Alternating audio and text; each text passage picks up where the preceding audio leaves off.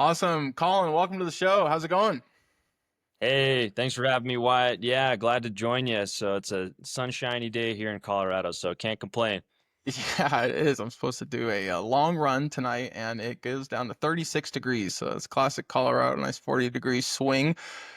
I wanted to have you on. You're the founder and president of FlyRoute, and it looks like you've been doing that for about 7 years. Big drone fan myself. I haven't ventured into FPV world because mostly financials. I bought the DJI Mini 2 and then I bought the 3 and I sold the 2 and love flying it for like landscape shots. I haven't done anything crazy, but I also recruited for Amazon for drone pilots. They needed the Part 107 certification, so I'm like learning all this stuff about drones, and so I'm a little knowledgeable about the world, but very interested in your company. It seems like it has a very niche fit for coaches that want to be much better. It's like providing a bird's eye view of the games or practices like that. It essentially becomes like you can see the pieces on the chart. You know, you're looking at it exactly how you would be mapping it on your kind of whiteboard. So interested to hear your story. Obviously, we'll get through that. Just starting, talk a little bit about your background, kind of where you're from, and how you got into the aviation industry, maybe. Yeah, absolutely. So not exactly a linear path in getting into drones for athletics. So like you mentioned, it's kind of a unique thing. When I tell people that's what I do for a living, they're like, "How the heck do you get into something like that?" A, drones are like kind of out there, and then B, using drones for sports is even a different thing amongst itself. So, um, but yeah, really exciting place to be just because the technology of drones are kind of at the forefront right now of getting into drone deliveries and doing roof inspections and solar panels and construction surveying. So really exciting place to be. But yeah, a little bit about my background. So my background is in private aviation. So I worked in the aviation space for 10 years, and that included fueling and towing aircraft throughout college. Really didn't like that experience. I mean, it was a great intro into it, but boy, I did not want to be pulling laboratories off of a plane for too many years if I could avoid it. So I'll let you fill in the blanks on how It's a gross good that can job to get. have But early on. exactly, it makes you appreciate, the easier type of Yes. jobs, the office jobs when you've got to dump laboratories. So yeah, that gets pretty messy. So, but really great intro into the industry. Met a lot of great people in the aviation space. That got me into my next job, working operations for private jet charter companies. So that also gave me really good foundation to build my business acumen and knowledge. Because I really was just in the brain trust of the organization. So we were working with the pilot group, the maintenance group, the sales. We were working directly with customers. Really got a good feel for the whole business. I went to school for aviation management, so that gave me the education kind of leading up to it. But then the actual nitty gritty. How do you how do you work professionally in a company, and how's it all come together to deliver an output? So really valued that. I personally gravitated more towards the sales side of the house. So I love working with customers, love kind of taking them through the process of, hey, they've got a need. How do we bridge the gap and fill that need? And how do we output a really great experience? So worked into my first private aviation role, working as a director of sales here in Denver, and yeah, really found the experience just delightful. Love working with customers. I was probably the youngest person in the company at the time. At that point in time, I'm 34 now, so I was 25 at the time. So pretty daunting getting into that role, and really just I came to learn over my career that I always had an entrepreneurial bug in the back of my head and wanted to find an opportunity to dive into business in some way. And really what the catalyst for me to do that was getting let go from that company in the private sales role. And that's where I said, gee, I worked my tail off.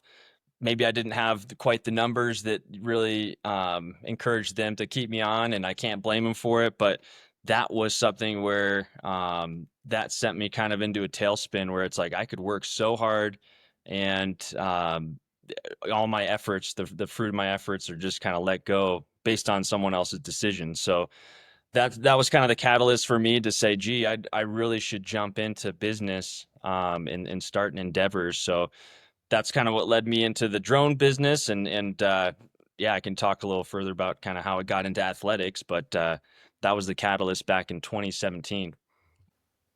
Tired of protein bars that taste like cardboard or come loaded with junk you can't pronounce? Let me put you onto something better. Mammoth bars. These are bars you actually want to eat. They're certified organic, raw, low in sugar, high in protein, completely free of gluten, dairy, soy, or any weird fillers. Just clean, real ingredients, handcrafted in small batches for maximum freshness. Whether you're feeling a long hike, recovering after the gym, or just trying to survive back-to-back meetings, Mammoth bars are legit. They're the go-to athletes, execs, and even picky toddlers. So if you're ready to upgrade your snack game, go to mammothbar.com and use the code PEAKING at checkout for a discount. Again, that's peaking because you're not just eating, you're fueling. That's mammothbars.com/peaking. Wow, very cool. Yeah, I want to get back to your major of choice, but couldn't agree more with your comments about working for somebody else. You can work as hard as you can, and it can always be not enough. Companies can just lay people off either way, and that was a huge part of why I wanted to get in entrepreneurship. You get to a point where I think these layoffs, this huge round of layoffs, kind of opened a lot of people's eyes to how powerless you are as an employee, and building a business is incredibly difficult. I've mentioned this on the last podcast, but two guests ago, I asked like, what would you give as advice for someone thinking about starting a business? And he goes, well, most people I say don't, don't do it unless you like working incredibly hard and being poor. so, Oh, so, absolutely. yeah. So, but the potential, even if it's a lifestyle business where you're not making millions and you're not scaling to, this unicorn, it does give you a certain amount of freedom. And then when you hit that age 40, 50, you're not worried about finding a job. I think that stage where people have worked for 20, 25, 30 years, they have this wealth of experience and they're looked at like, I don't think so. I don't think we want to bring in someone like that. And they have all this experience that being in the talent world, the amount of calls I've been on where it's just blatantly ageist is the term I guess they use, but just like we want people 2 to 5 years of experience, 7 maybe max. And that would just be like a really tough spot to be in. I've talked to a lot of people actually that are trying to leverage my services to find them jobs, but it's nearly impossible. People are applying to 100, 200 jobs, and it's like CTOs, VPs, people that have made a lot of money, and it's just so hard to find a job. So I think that's a huge appeal to people our age right now as well. It's just like thinking about the future. You're gonna be in a tough spot. You don't want to be. You might be in a tough spot. You don't want to get to that point. If we can walk it back to that choice of major. So aviation management, that's a very specific choice. How in the world did you decide that that would be the direction you went? Yeah, so my earliest memories in aviation and childhood, thinking back about kind of what sparked the interest into aviation, I can remember going out to a local airport near our house. My dad would bring me out there in the afternoon on weekends, and we would get some lunch and just watch airplanes take off and walk out on the ramp and smell the jet fuel, and just seeing all the operations and how it all came together really just kind of ignited something inside of me that says this is amazing, that we live in an age where we can just strap people to a seat and send them up in the air. And I think we take that for granted this day and age because even our grandparents and great grandparents, they didn't really get to experience that in the same way we do today. So that's really what ignited the passion for aviation for me. My grandfather, he was a World War II pilot. He actually had the most damaged aircraft that was able to safely land in all of World War II. So his story is pretty cool. There was an article written about him, Two Wings and a Prayer. His name's Ed Dunn, but they Wow. were Is that a actually talking about B-52? making a movie about it, and that would be really cool. Just an incredible story. So there's always kind of a little bit of an aviation thing in the back of my head with growing up with him and hearing stories and reading about all of that. And yeah, thank goodness he survived. But at any rate, yeah. So the aviation itch was always there. Got into a program throughout high school called Civil Air Patrol. So it's an auxiliary of the Air Force. They'll take you out and do orientation flights so you can get a feel of what it's like to get up in the air and do some piloting and ground school. And then ultimately said, seems like a path I really want to go down. So went to a local aviation school out here in Denver, Metropolitan State University, and studied aviation management. Did some ground school and kind of quickly learned that maybe the piloting side of things, the lifestyle can be very difficult. There's a lot of time spent out on the road, hard to start a family. If you want to get involved in some, volunteering or other organizations, in some capacity, it's really hard to do that. So I enjoyed flying, but I opted more towards the business side of things. So I minored in business management, and my favorite course in all of college was an entrepreneurial course. So I think that was a little bit of a catalyst. And I look back at that, I'm like, out of all the courses I took, that stuck out in a big way. Wasn't a big college guy, wasn't a guy who probably got all the best grades and accolades and all that. But just because I think that I always had a desire to get out into the industry and actually put my hard work to use. Yeah, so that's a little bit about the aviation side of things and how I got into that. Yeah, that is awesome. So your dad was or is still into aviation as well. It's kind of a family That was thing, my or grandfather in World War II, and then but he took you to watch the airport? oh yeah, so my dad, when we went out to lunch, what you're talking about, yeah. So he just had a little bit of a passion for aviation himself and knew that I did. He was in the Navy, but yeah, he's worked as like a director of sales role for a company. So he's not in aviation, but he just knew that that was something that excited me. So Very cool. um, yeah, yeah. Was your grandfather's playing a B-52 in Europe?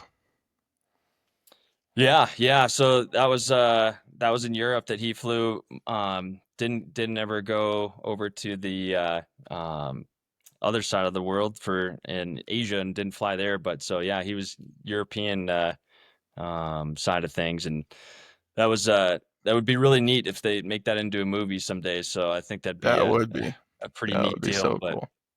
Did you watch that aviation show on Apple TV they just came out with maybe a year ago? oh yeah, yeah. I think that was like the offshoot of the Band of Brothers series, right?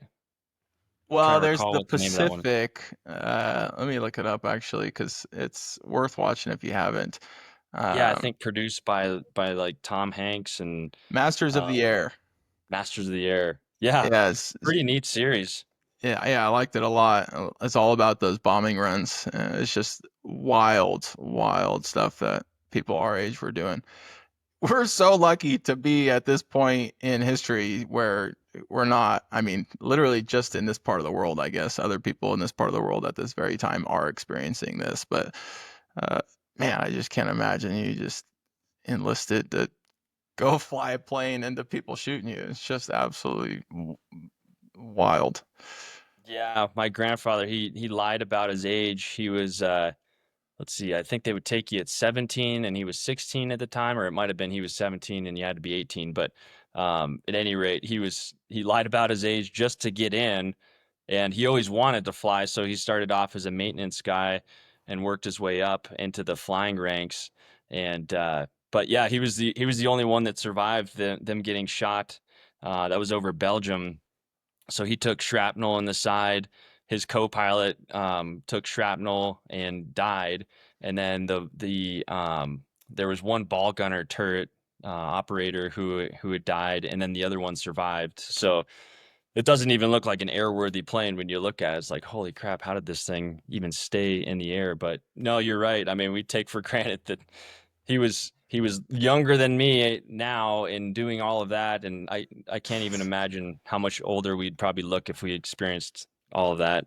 Okay, what a legend. There's Greatest that generation, they say. there's a meme. I don't know if it's a meme or it's some you always see those the same historical pictures over and over and over, and the Air Force at the time was looking at planes that were coming back and they were super damaged. And they're like, okay, where do we need to build up the defenses on these airplanes based on where they're taking the most damage? And then one person's like, well, these are the ones that come back. Actually, we need to cover up the areas that are not shot because the ones that are shot in those areas are actually the ones that are not coming back. A funny little history meme that I've seen probably 10, 20 times. You have a Kitty Hawk behind you. How much have you looked into kind of the origin of aviation? Was that a class in your studies? Yeah, that's big inspiration for me. I've got a little bag of, I don't know why it's sitting next to me right now. It's kind of weird, but the a bag of sand from Kitty Hawk. Oh, So that's cool.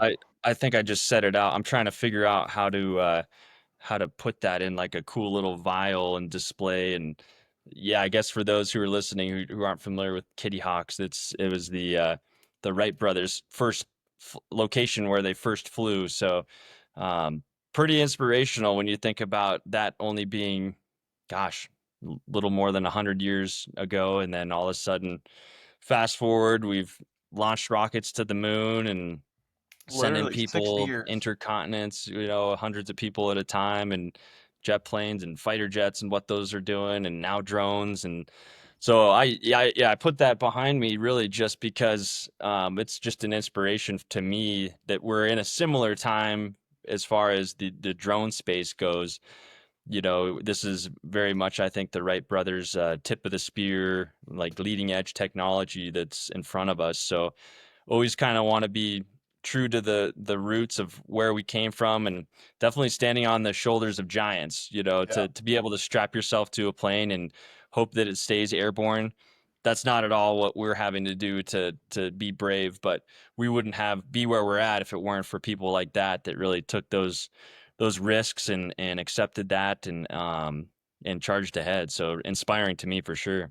Yeah. And there were a lot of people that were close to the Wright brothers' success, but they died trying different flying devices. Yeah. Right. That story is pretty interesting. There's a little bit of controversy, like if they were doing something, they weren't the first, or I don't remember exactly. There's another guy that wanted the credit for it, but somehow they became the heroes of the first flight.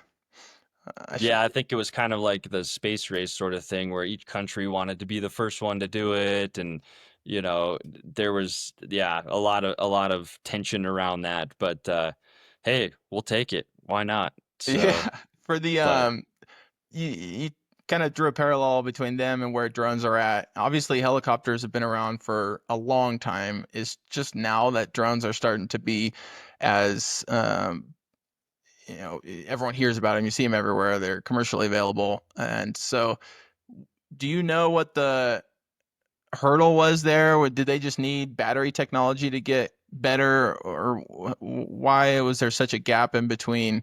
Was it just electric motors? That's it had to have been the battery, right? yeah, I mean, drones have definitely been utilized for quite some time. Yeah, don't quote me on exactly when they came on the scene at first, but I do know that it was initially the military that really started to dive into the technology. I mean, we've been using drone-like aircraft since, I mean, 70s, 80s easily. Really good for surveying. So those were kind of more gas powered. The real, I think, drawback and the reason why it maybe took so long, quote unquote, to really become more commercially readily available is kind of like the batteries you were talking about, having enough power source.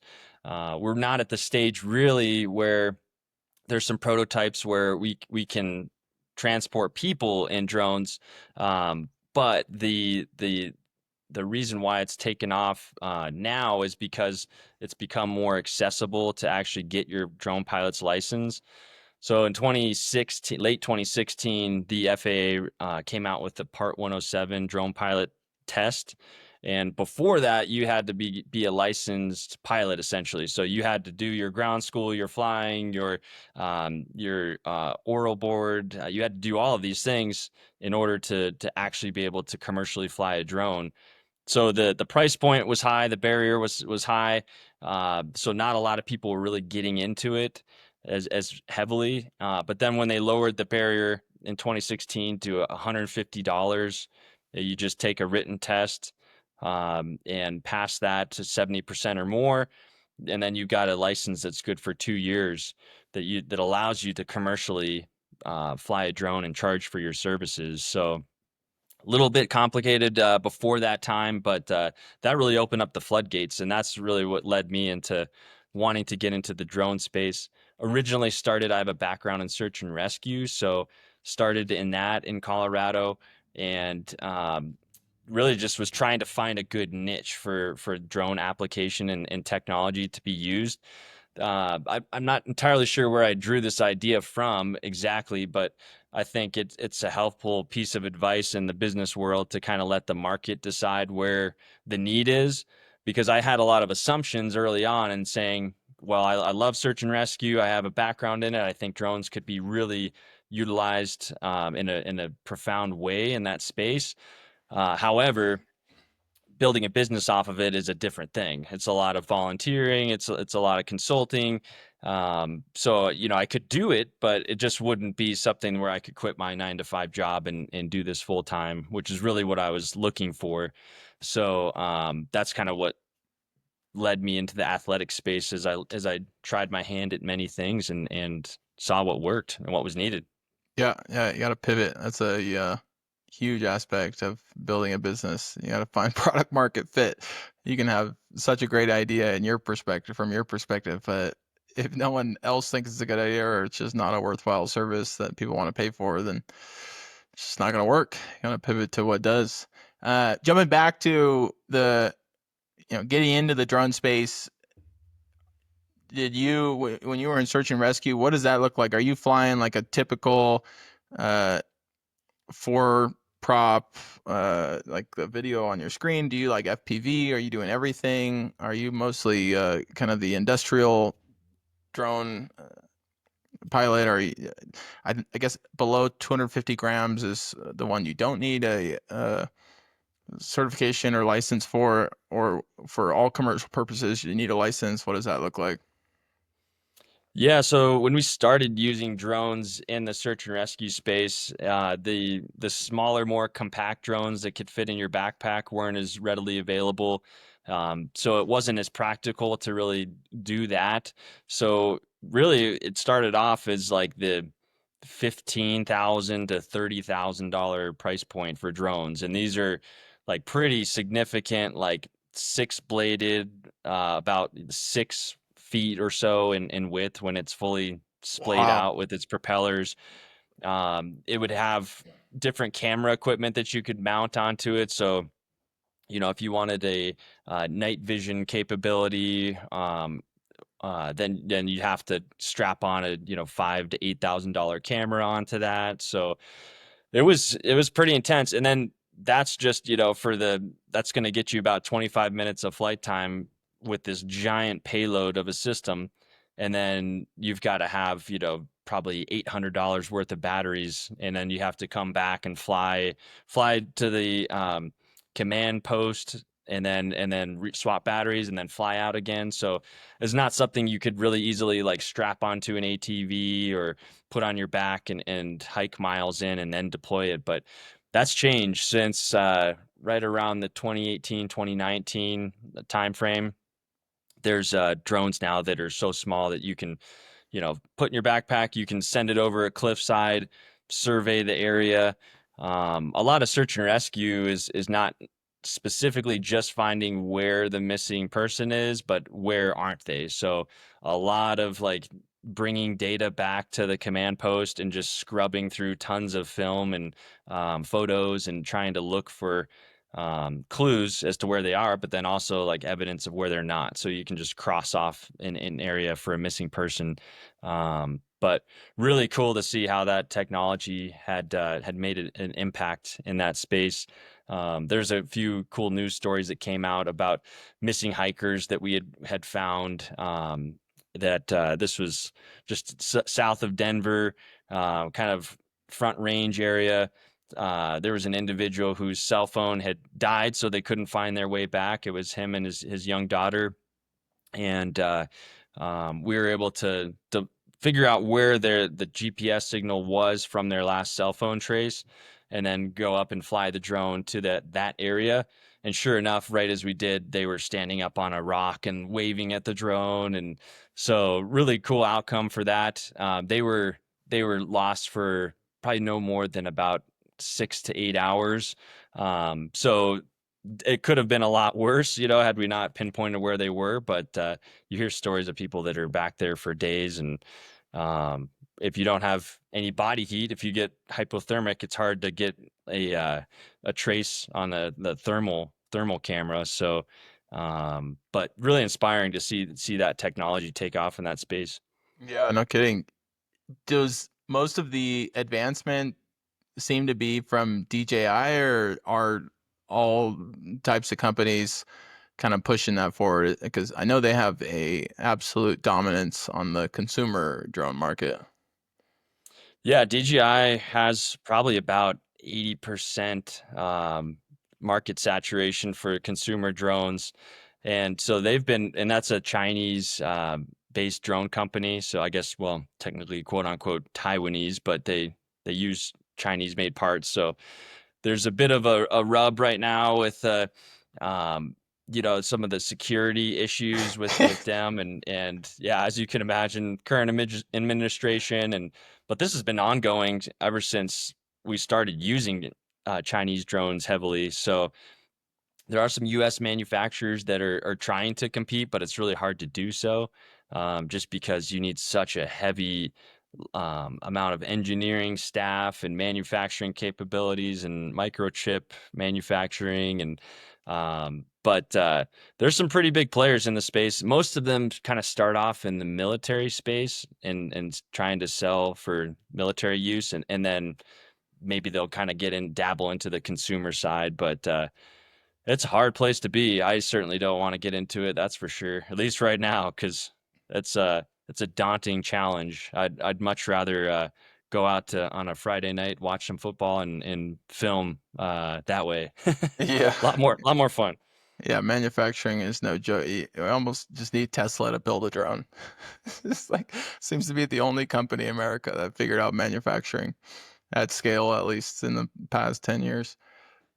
In terms of the products you use, so you started FlyRoute, and you picked I guess you ended up at the niche. So before we get there, where did you start this company in terms of where you thought your customers would come from? What was your initial vision?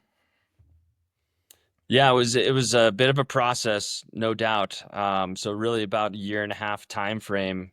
I bought my initial drone from a friend of mine from college. He was selling an old one of his. So my investment into the business outside of time started off at $400. So Not bad. it's pretty cool to see where $400 can take you. 7 years removed now from that, 8 years removed. So yeah, and we're pushing 500K in gross revenue this year. So 400 was a pretty good investment. And yeah, looking at the starting point, really, like I mentioned earlier, search and rescue was the place that I initially wanted to go, and then wanted to find some other market fits and ways to build a business. So I just said yes to everything in the early days. If there was my sister's a wedding photographer, so she invited me out to film some weddings with her, and I have a friend who's an airport manager, and they were doing a construction project, so they hired me to come out to the airport there and film the construction progress with the drone. Did some roof inspections and um, building inspections and just general marketing shoots. So did a lot of different things, but it was frustrating building a business from that standpoint, working kind of like a contractor where you're just waiting for the phone call to ring and gee, I hope I'm able to, pay myself this month or fortunately, at the time, it was a side hustle for me, so I wasn't in a position to where it was do or die. This was really something where I maintained my full-time job for the first 4 or 5 years, did it as a side hustle until I could build a business that I knew I could, jump into, and it wasn't going to be unpredictable in any sense. So the catalyst really for the athletic space was that I had a family friend who he's a former NFL pro. His name's Harold Hasselback, and so he played for the Denver Broncos for 7 years. He was in the CFL for a few years. So he's one of the only few athletes who had won the Grey Cup, which is the equivalent of Super Bowl in Canada, and then won 2 Super Bowls in the NFL. And so he was a coach at a local high school here, and he was the biggest drone nerd that I knew at the time, which is funny because he was like a Goliath human. I mean, he's gosh, what was he, 6'5", 230 pounds, I think, just a huge person, like full muscle, and he was just a total drone nerd. So he was flying the drone for their practices out at that's Regis Jesuit High School here in Colorado. And he said, "Hey, why don't you come out and bring the drone, film our practices for us, and then I can focus more on coaching." And then I said, "Great, that sounds like a awesome opportunity." Come to find out that year, the Sports Association in Colorado allowed for in-game drone usage. So I said, "This is a really great opportunity we'll be the first one, maybe in the nation, to do this in game, definitely in Colorado, and then provide that film to the coaches on the sidelines. So we will pipe the drone feed to the coaches in the press box so they can do their play analysis, and then the sidelines they can bring off the offensive defensive line, show them on a TV or iPad, hey, here's exactly what you just did." And like you hinted at earlier, the perspective is a lot like an NFL cable cam where you're over the top, you can see all 22 players, and yeah, and then it's just word of mouth. Other coaches were seeing it. If we went to an away game, we would send the film to the hosting school so they could see it. When the coaches would see that, they're like, "Holy cow, this is unbelievable tape. How do we get our hands on it?" And then, yeah, just through word of mouth, exposure to the film started to take off. And fast forward to today, we're currently serving 60 high school football programs, one NCAA Division II program, and in Colorado. And then we just launched our Nashville location last year, and then we're looking to expand to a few other states as well. So we're in conversation with a few other areas, but yeah, exciting time for sure to be in this space. That's awesome. So your business model is you kind of have to have a pilot for each of these, and then they will be at the game and filming, and then it is live streaming to like a tablet or something where they can rewind in real time.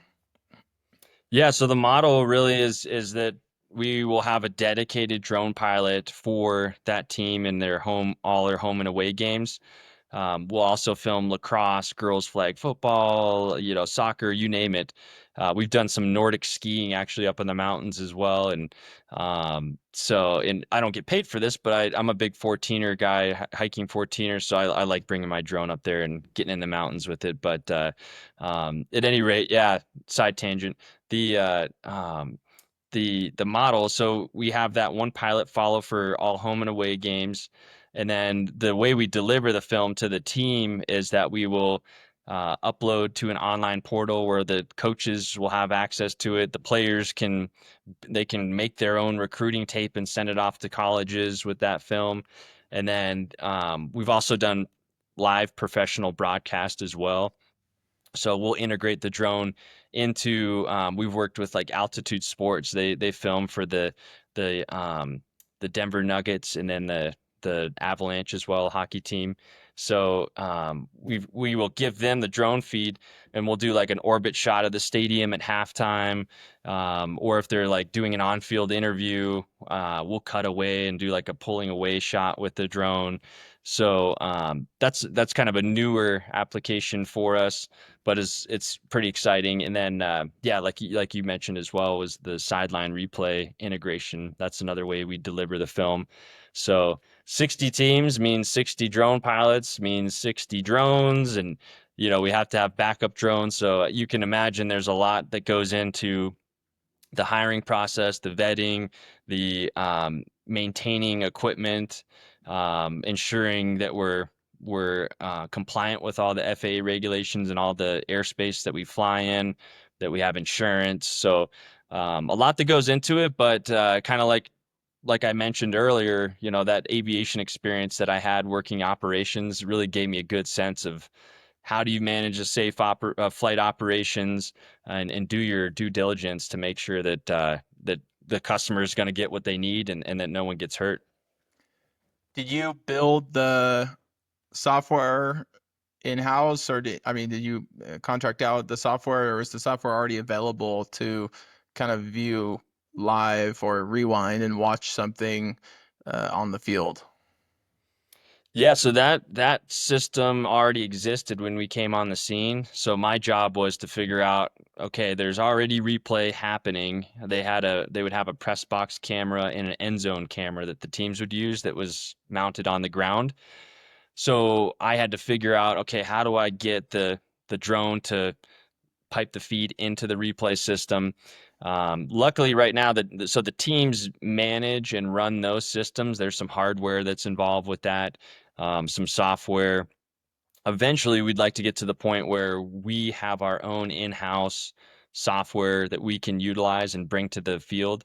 I think it's always important in business to look for those little opportunities to create some stickiness with the customers, so that you can take some of the burden off of their plates, and then also, it's if a competitor comes along in the future, which currently we don't have any, but that will change in the future, and when that does happen, we'll have a better market advantage, the more that we're providing to the teams. Do most NCAA teams already have like an internal team that's doing this, or what has been the challenge of getting into those programs? Yeah, NCAA is unique in the sense that you can't, for Division One, which is going to be your biggest programs, you can't utilize drones in game, but you Mm, can utilize them for practices. So the mm, FAA says that if you have a stadium that has more than, I think it's 20,000 people in seating capacity, that you can't overfly it. Same with like NFL, or MLB. So you can't overfly those without very specific waivers that are granted from the FAA. So that's not as scalable, but for filming for practices. So if the Division II program that we have out here, it's School of Mines, which they have gone to the national championship the last few years, and yep. unfortunately haven't won, but they were runners up. So we're banking on them winning this year, because this is their first year using drone film for their practices. So if they win, we're going to take credit for that and say they won because of the drone film. So 100%. but it just allows the coaches. I mean, you can put that drone anywhere on the field. You can zoom in as tight as you want. You can zoom out and get all 22 players. And it just gives the coaches the ability to see everything. Like nothing gets missed whatsoever. We kind of joke that the athletes say that they hate it and the coaches love it.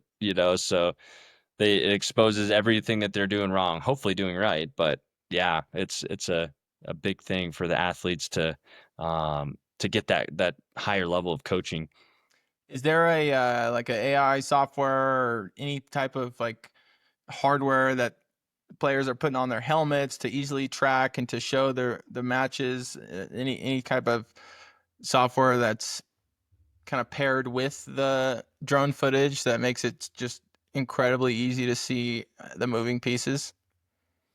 There's a few companies that have they're almost just kind of like sensor vests, and it'll take the analytics from the athlete and how much they're exerting, what's their routes that they're taking, so you can overplay like your playbook and then overlay that to basically almost kind of like an Apple AirTag sort of a thing. So there's companies that do have that technology. I haven't seen anything yet to where we can like tie that into the drone. I'm talking to a few different companies about that possibility actually, because how cool would it be if like you could have your playbook on the right and then you have what actually happened on the left with the drone film, and then AI could essentially, take all that data and it would tell you precisely, hey, this wide receiver was 20% off his route and it would flag that play. So yeah, I think with the adaptation of AI and what's possible there, it's going to be really interesting to see where the industry goes. And the unique thing too with this is, I mean, I played baseball growing up. I wasn't a football guy, and I don't think we ever looked at any film whatsoever. So for me, being in this space, I was just like, wow, this is incredible, the level of coaching and detail that goes into this. But if there's any technology that will give a team the leg up, if one's using it, everyone's got to have it because they don't want to be left behind, and it's a very competitive environment to be in, which is definitely a lot of fun. But the stakes are high. You don't want to let down an angry coach on game night, and they're not getting their film. So, um, yeah, there's a few funny stories we have about that of coaches getting heated and angry with us during a game, and there's luckily not too many, but oh boy, it's yeah, it gets heated on game night. Yeah, I imagine. I want to dive into that. Before I had a question about the FAA regulations. I've seen drones in pro games, but now that I'm thinking about it, it was in Ball Arena, which is indoors, but there's still 20,000 people, right? But I guess it's not in airspace because it's indoors. Do you know the difference in rules there?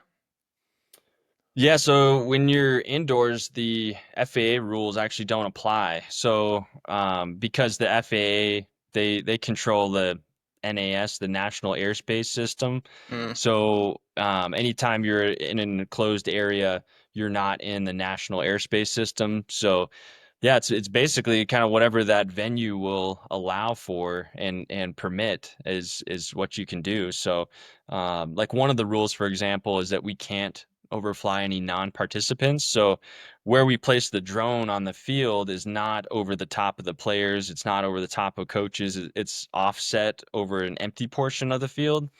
So that's how we comply with the FAA regulations. However, we've flown like for example, there was an indoor soccer league that we had, and I'll probably never do this again because it just was too risky. But we were flying about 20 feet over all the players, and we could follow the playing action, and we could be right over the top of everything. So, but the risk in that is that someone could kick the soccer ball and knock the drone out of the sky. And if you want to watch some funny YouTube videos, just look up drone fails, and there's some videos of, I think it was down in South America, like an audience member threw a roll of toilet paper at a massive drone, and it just took it out of the sky, and it just crashed luckily on the ground. It didn't run into anybody, but you can imagine a massive prop running into your face isn't going to feel so good. So yeah.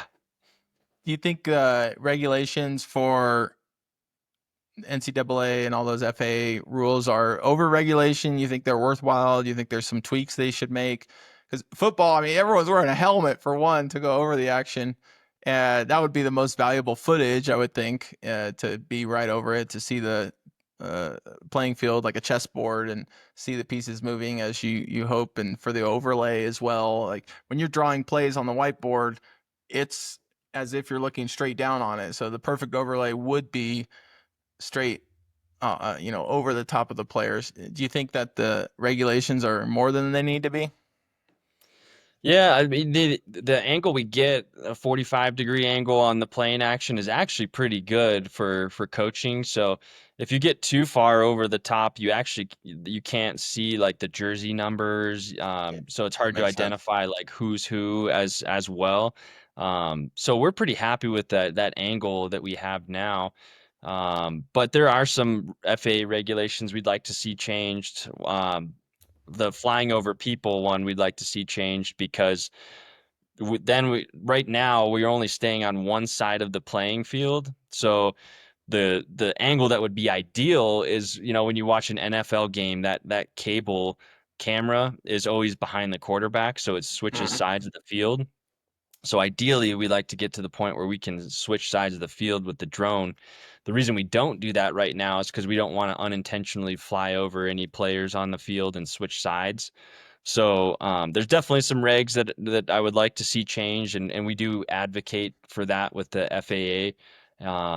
And I would say overall, the FAA regulations, the way that historically they operate is in a very reactive sense. So Yeah.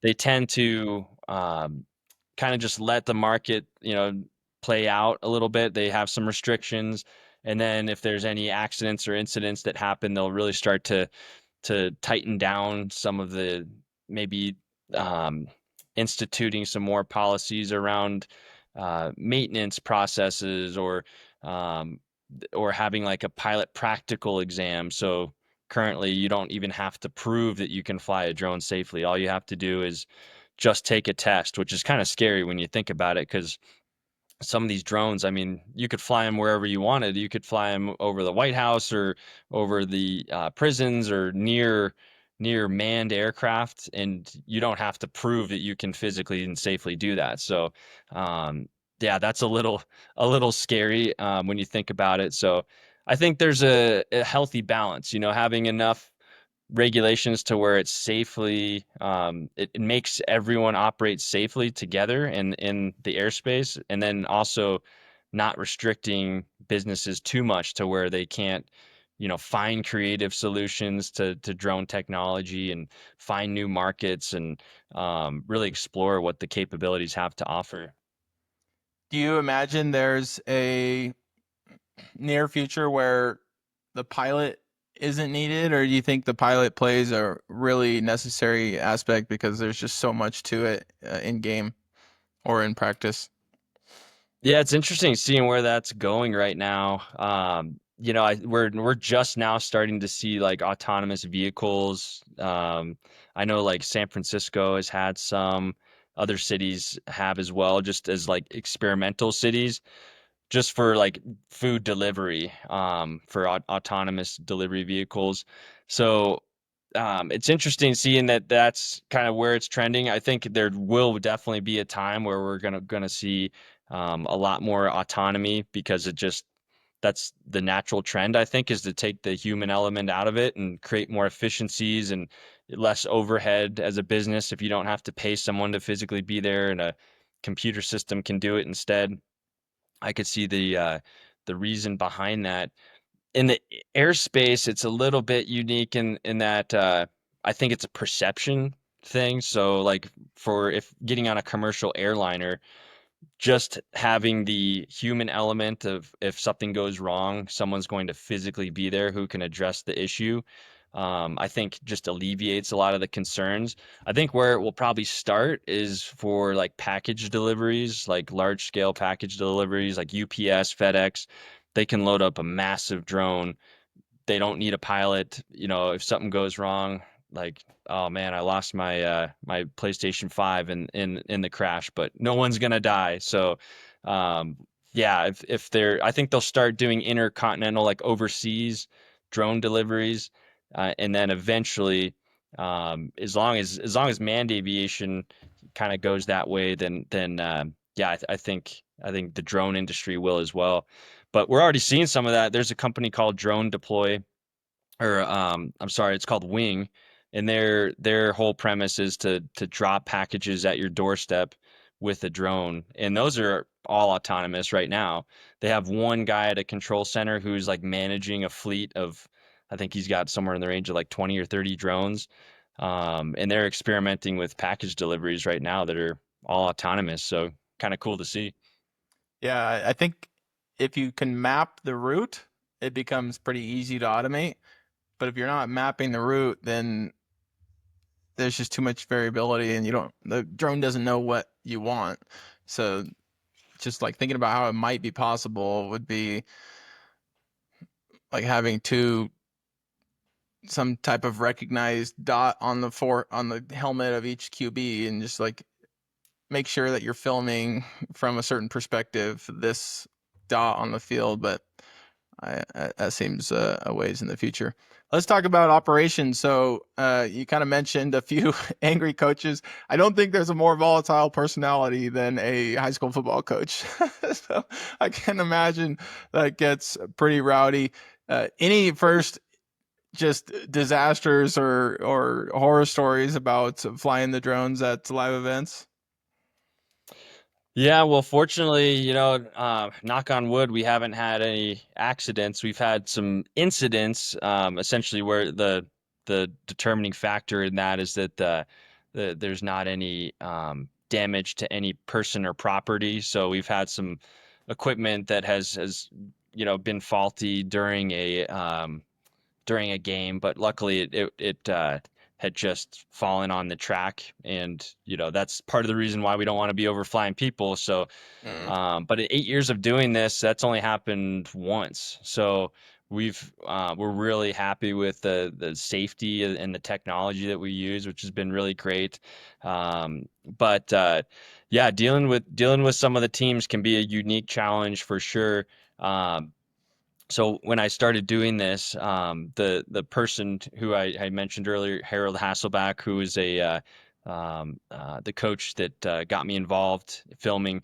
When I started doing this, I was the one drone flyer out at the games. I was managing the sideline replay equipment. So, and the coaches really depended on that heavily. So there was a couple times in the first few seasons of doing this where the drone feed would drop off the sidelines and the coaches couldn't do their jobs effectively. So there'd be some times at a game on a Friday night, I'd be looking down at my drone controller, trying to film the game properly, and out the corner of my eye, I see this massive, hulk of a human being coming running at me like, Collin, what's going on with the drone? We're not getting any feed. And so I'm having to go over and troubleshoot the cables as I'm actively flying the drone and, trying to figure out what's going on. And so yeah, and it's funny too, because he was like a gentle giant. When the game's over, and he gets off the field, he's like, hey, how's your family doing? When the game starts and he crosses over that line and walks on the field, he's like a completely different human being, very detail oriented, type A, like aggressive.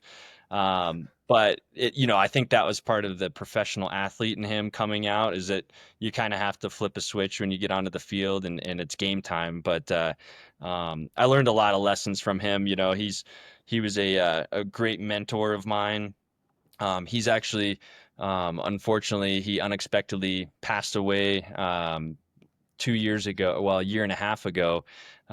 So he had died of cancer and left some children behind and his wife, and but just a really remarkable human being. I remember he was one of the first people in my life that when I thought I was an amateur at all this, and I said, well, we need, a professional camera equipment. And I remember he just told me, he said, you are a professional.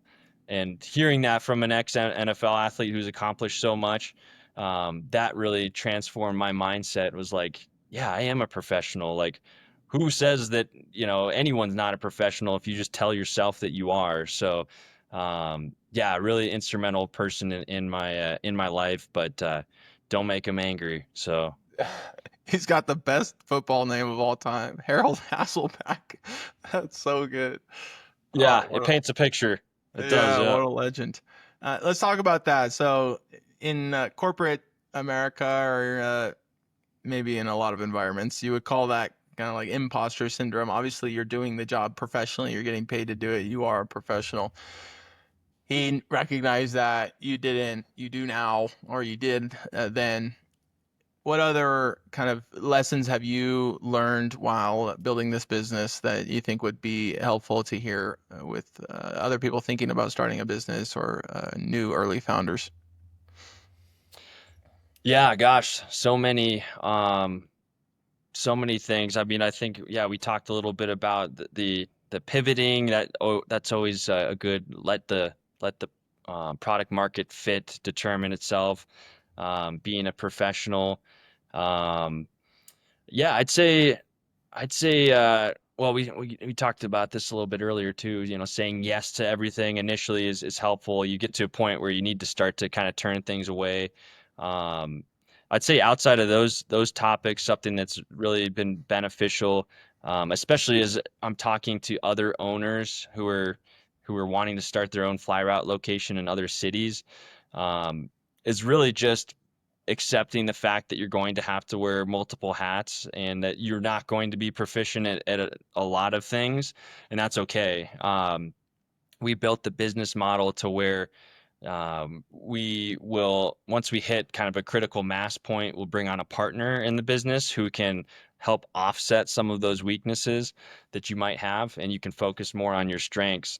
But take for example, for me, I'm more of a kind of big picture sales oriented. I'm not as good in the finer details of things, and I'm definitely not good with numbers. So, yeah, I always joke I don't do math in public, and it's not something. I just look at numbers and my mind goes blank. So that is not a strength of mine, and I know that. So we got to a point where I had to learn it. I had to wear the accountant hat for a few years, and I think it was important because I could learn a lot about the health of the business and what it needed financially, and then I can also educate other owners about how to be able to read profit and loss statements and balance sheets. And but then once we got to a point, we could hire a bookkeeping company, we could outsource that, and that was really helpful. But yeah, I'd say really in the early days, be okay with wearing multiple hats, be okay with not being 100% at all those different jobs, but eventually you'll be able to bring on some help and really start to dump fuel on the fire for the strength of the business.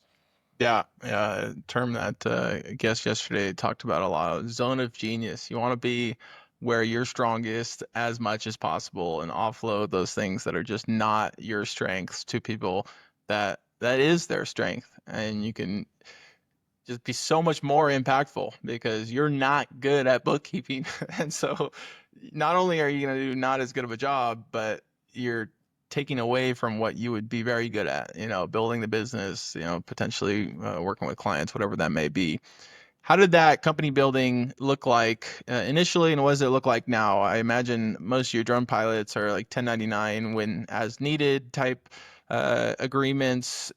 What does your internal company structure look like? Is it just you? You have a huge small team locally. How are you looking to build?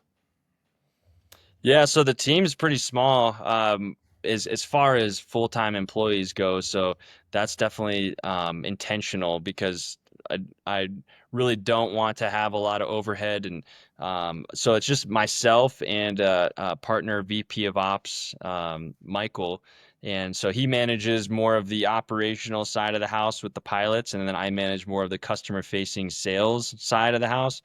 So that is really a critical dynamic for us, is that we can focus on our strengths. He's a 25-year Army vet. He's very detail oriented, very good with people and managing pilots. And then we also hired a seasonal part-time quality control person who goes in and looks at the film and makes sure that what we're delivering to the teams is up to our standards. And if it's not, then he'll address that. So he's looking at film on Thursday, Friday nights. So that's a critical piece of the team. So that's Um, specific to the pilot's filming ability, kind of. right, right. Yeah, if they're getting improper angle, or maybe they're missing a couple plays here or there, then we can coach them on how to improve that. So, but then as you can imagine on the contracting side, that's really heavy. So we've got seasonal contractors that we hire year over year and growing just in the Denver area. And then we manage our owners who are remote as well, which we have just one in Tennessee. But really try to keep the team small, and I would encourage others if they can do it. I've got a lot of great advice from mentors of mine who have said it's very easy to solve problems just by hiring to solve the problem. It's a lot more difficult to come up with creative solutions, stay small, stay nimble. It can create a lot of burden. I think when you have a lot of people, it's hard to step back from that. So stay lean if you can. Have your contractors been pretty reliable? No big issues there? Oh, we've had some good stories, along the way, but yeah, overall, I mean, the far and away, I would say 90-95% are great. We intentionally hire people that, are going to be a good fit for the culture and the values that we have. We do a thorough job of testing them out in the field with doing a pilot practical exam and making sure they can safely and competently fly. But you always get a few bad apples. I mean, it comes with the space and the territory, and we try to nip that in the bud pretty quickly, just because we don't want our teams to suffer for not getting their film in a timely manner, or not showing up on time. Things like that are things that any organization has to work through. And it stinks when you got to be that guy to let somebody go, but I mean, usually, yeah, people see it coming. So, Yeah, yeah, it's not a fun place to be on either end. Are they all using their own drones? Is there a standard of drone that they need to be using? Do they use a special camera like a GoPro attached to drones? Or are they using the factory drone camera? What does it look like for filming? yeah, everything's factory from DJI. So we have a set standard equipment package that we issue out to each drone pilot, and they hold on to that for the season. So that that involves their drone with the camera on it, 5 batteries, a fast charger, extension cords, safety vest, you name it.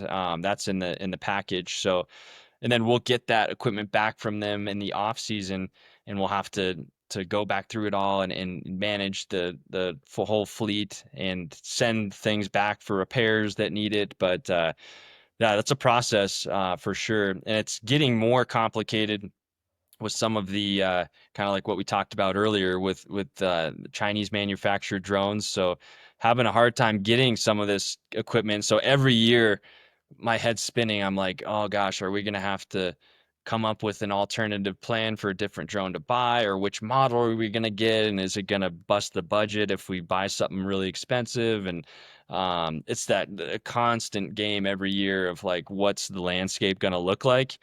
But luckily, we're at a point right now to where we have enough drones to where even if we couldn't grow, we can at least maintain the business. COVID was a really weird time because we weren't even sure if we were going to play football at all. And we were in a space where if we were going to grow and serve all the teams that paid us at that point in time, we were going to have to buy $20,000 worth of drone equipment. But what if we buy all of that and then, hey, sorry, there's no football season because COVID's happening, and so that was a time period where that was not so fun from a management and just preparation standpoint. So luckily they did have a football season that year. It was an abbreviated one, but oh, that was a hard time for a lot of businesses, I know. No kidding. Yeah, Americans need their football. they, they And got their essential football. workers out there on the field. I mean, Yeah, come on. that's good. Any other business lesson stories that you want to share? I do want to talk to you a little bit about 14ers as well, though. Oh, for sure.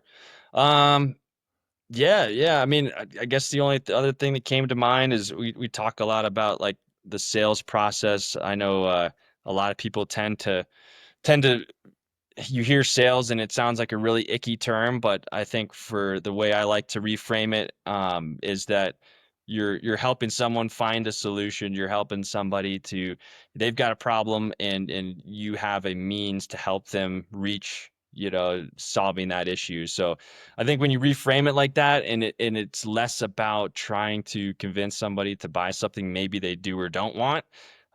It's about solving problems and offering innovative solutions, and really being a consultant and an advocate for the customer, to see a positive outcome. So that's something that I've kind of learned over the years. It's been really impactful for my career. No kidding. It kind of goes back to that zone of genius where they need something. They don't want to be the expert in that thing, but they want that to be done. They don't want to do it themselves. They want to focus on what they are the best at. And hopefully your product or service fits that need. And it's a lot of what good salespeople are focused on, is solving the problem, not selling the product or service. It is it's a tough lesson to learn. It can take a while. Sales is hard. I think sales is potentially, depending on the industry, and this is definitely up for argument, but the hardest position in a company. It's so up and down. You never know what's going to happen in that day. You're just hit with so many no's. You have to deal with rejection constantly. It's not easy. I think dealing Yeah. Oh, I was your just gonna say yeah, that I totally agree with everything you just said. I think that if you can learn to sell, you're going to always have a job. It doesn't matter what industry you work in. That's something my dad told me growing up, was just that if you can learn that skill, you'll always have a job. And that yeah, it can be stressful at times, but I think that boy, does it feel good when you're selling something you believe in, when you can see the outcome of how it's helped someone else, and then yeah, it's really rewarding, I find.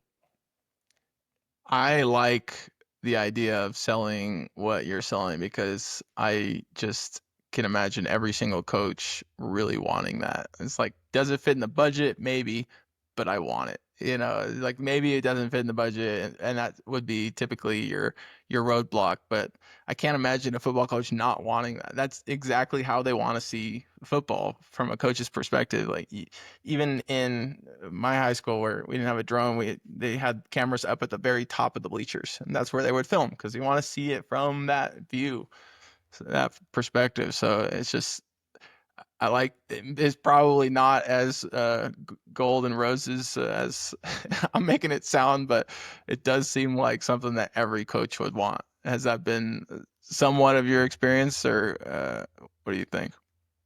Definitely has. Yeah, that's something where it's nice when you don't have to go into a conversation, and it's such a cold call scenario where you're like, "Hey, you don't know me, I don't know you. You have no idea what we offer, and check this out."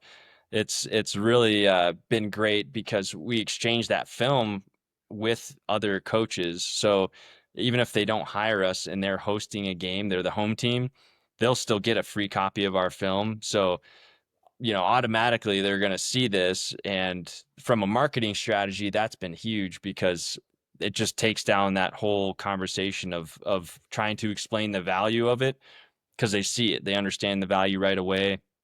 And then at that point, the sales role really just becomes, all right, let's facilitate a conversation. Let's understand what are your pain points with film. How can we kind of bridge that gap and like make film a really valuable asset for the team, as opposed to, you've got Johnny over here who's in 12th grade and he can't, or 10th grade, and he doesn't get a ride to the game and to film, and dealing with all kinds of issues with troubleshooting. And so we become that subject matter expert on the field. And yeah, it really helps from a marketing standpoint to have a more effective means to get in front of someone.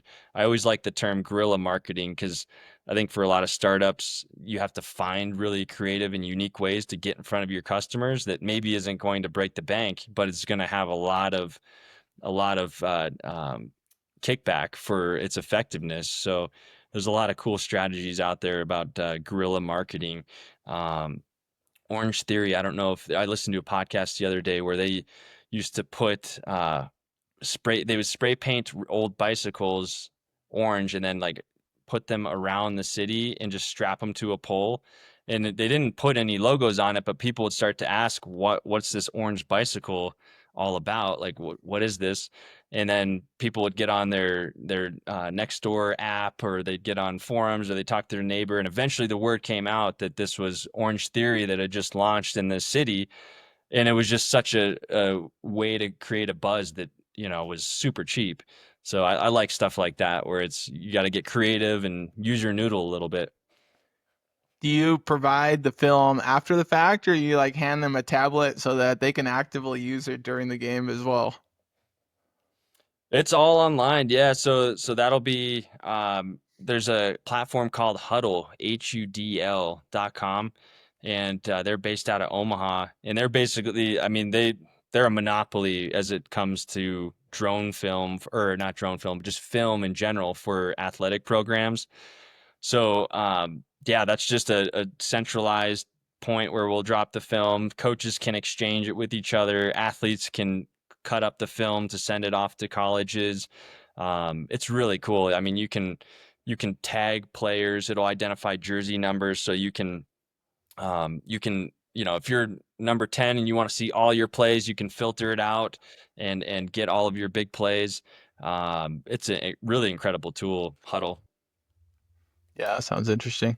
There's so many niche markets out there. It's just incredible. That's one of my favorite parts of being in recruitment is the amount of different types of talent and the different types of companies I've worked with is probably more exposure than most people get in a career. And I really, really like that. And I mean, that's a piece of this podcast too. I'm going to be able to talk to so many people building similar situation companies where it's like niche fit, found it, building it, and how you did it is really exciting.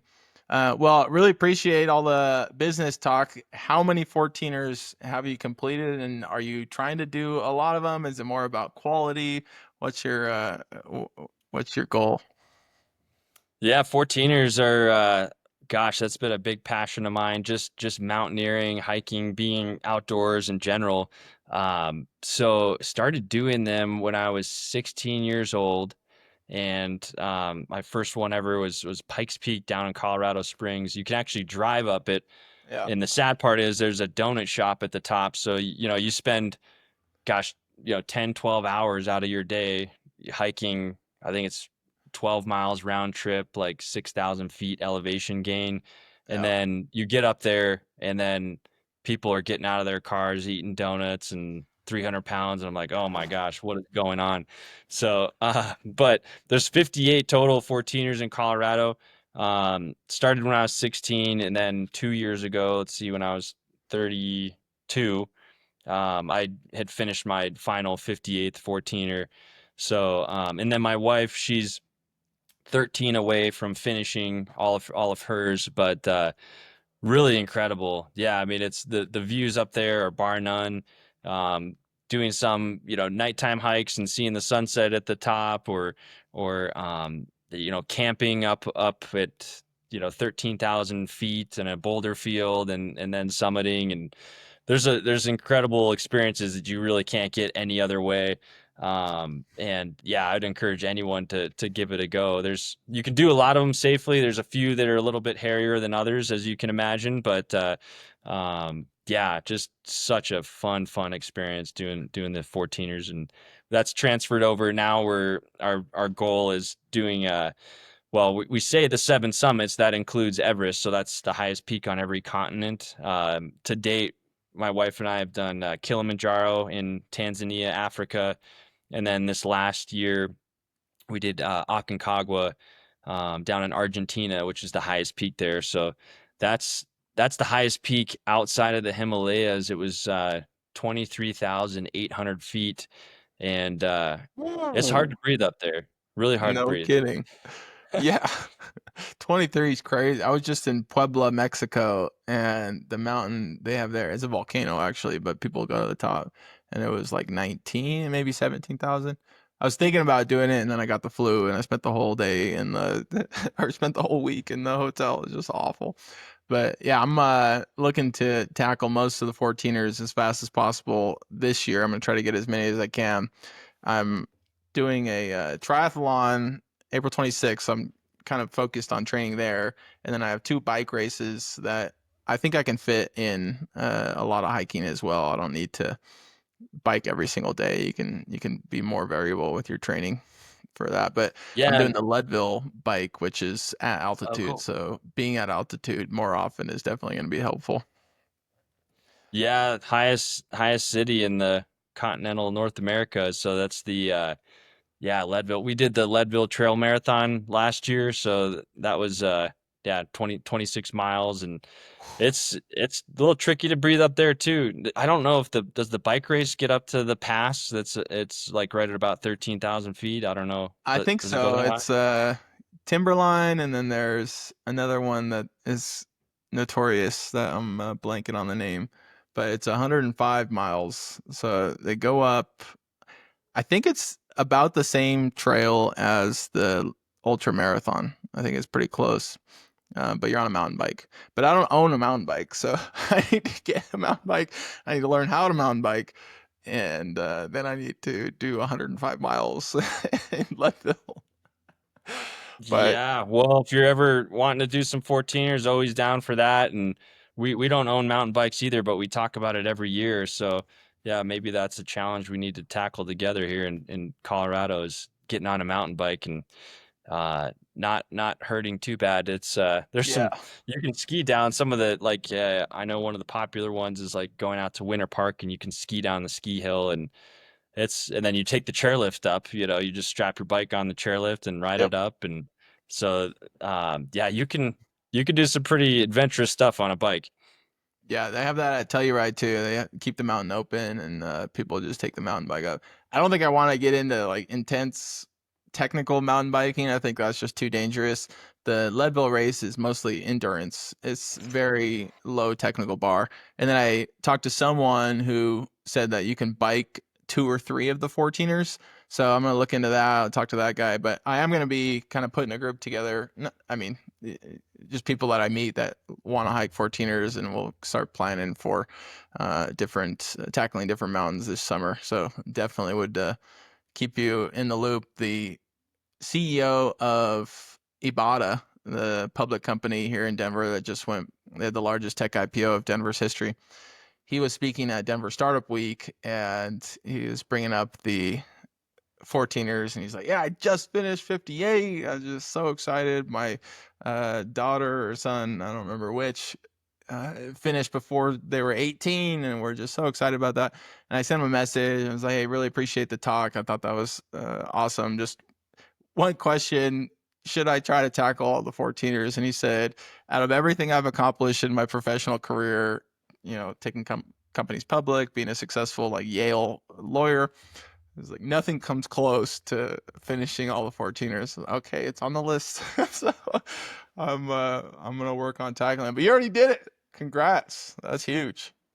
Thanks. It's a worthwhile goal. I think it's always good to have some kind of a goal out there. It sounds like yeah, you do the marathons and the triathlons and all that. So having something that can challenge yourself, I feel like in the business world, it only helps you, right? Because you're like, anytime you hit a hurdle or a challenge, it's like, well, this isn't so bad. I just almost killed myself on a mountain. So if I could survive that, I can do a lot of stuff behind a keyboard.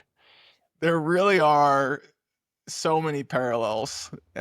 Some of these challenges kind of ebb on masochism. Like, they're just so insane.